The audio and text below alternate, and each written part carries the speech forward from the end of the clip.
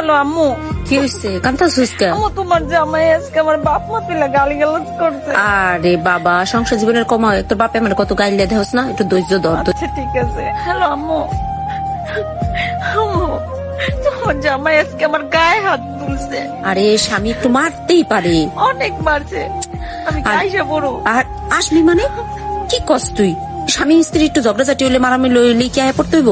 একটা বাচ্চা হইলে সব ঠিক হয়ে যাবো, বুঝছস? টিকা থাক। হ্যালো আম্মু, তোমরা তো কইলা একটা বাচ্চা হলে ঠিক হয়ে যাবে।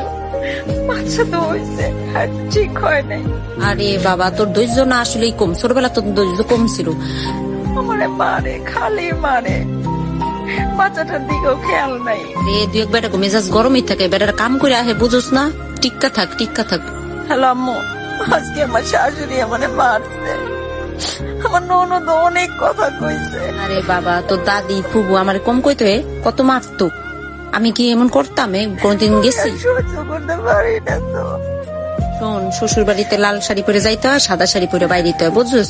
একটু সহ্য কর, সহ্য কর, মা আল্লাহ সব ঠিক করে দিবে। হ্যালো আম্মু, এতদিন অনেক সহ্য করছি, মারছে গাইলেছে সব সহ্য করছি, কিন্তু এখন এখন কি করে জানো? এখন অন্য একটা মায়ের লগে সম্পর্ক। একটু ধৈর্য ধর, মা ঠিক হয়ে যাবো। আর কত? আরে বাবা, এত ধৈর্য হইলে তো হয় না রে। ঠিক হইব, ঠিক হইব, একটু সংসারটা কর মন দিয়ে। আম্মু, আম্মু তোমার জামাই আমার অনেক মারছে। কি কইছে জানো? আমার নাকি মায়েরা পালাইবো।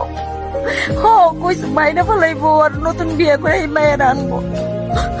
আম্মু, আমি আইসা বলি আমার ভয় লাগতেছে, আমার তো মায়েরা পালাইবো। তুই পাগল হয়ে গেছিস, তুই আয় পড়বি মানে কি?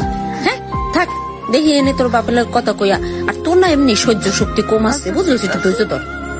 আমি জানি আমারে বাঁচতে দেব না, দেব না আমারে বাঁচতে। আল্লাহ রে, শুনছিস নি? ওদের বউ নাকি মরে গেছে গা। হায় হায়, সাদের তোর নাকি লাভ দিছে। আল্লাহ না মাইয়া লাইছে, কে জানে বউরা তো অনেক মারধর করতো। আহারে ছেলে মায়ে কি কামড়টা কাঁদতাছে।